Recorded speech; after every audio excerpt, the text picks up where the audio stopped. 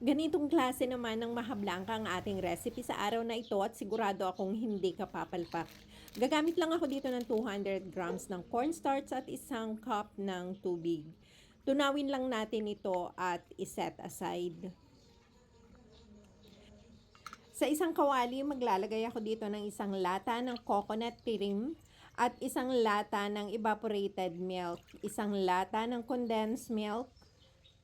I-mix lang natin ito para mag-incorporate ang ating mga sangkap. Maglalagay din ako dito na isang lata ng corn kernel pero sasalain lang natin ito at isasama natin ang corn syrup. Haluin lang natin muli para magsama-sama ang ating mga sangkap. Maglalagay din ako dito ng purple food color.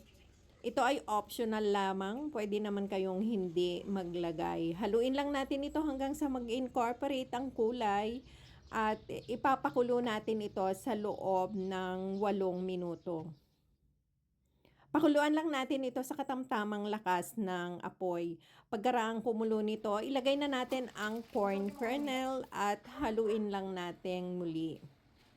Pakuluan natin ito sa loob ng 5 minuto para maluto ang ating corn kernel. Pagkaraan ng 5 minuto, dahan-dahan nating ibuhos ang ating cornstarch at tuloy-tuloy natin itong haluin para hindi dumikit sa ilalim. Lutuin lang natin ito sa loob ng 8 hanggang 10 minuto. Huwag nating i-overcook ang ating mahablangka. Maglalagay nga din pala ako dito ng isang kutsara ng margarine o pwede rin naman kayong gumamit ng butter kung ito ay available sa inyong kusina. Dahan-dahan lang din natin itong ihalo sa ating mahablangka hanggang sa mag-well blended.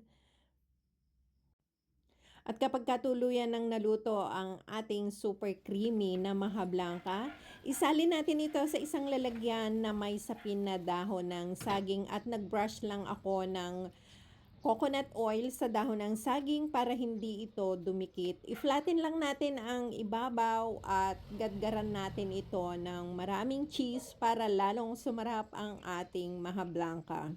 Kung nagustuhan mo ang aking video, huwag kalilimutang i-comment sa ibaba kung taga saan ka para malaman ko kung hanggang saan umaabot ang aking video recipe at i-share na rin natin ito para ma-save natin ang aking simpleng recipe ng mahablangka.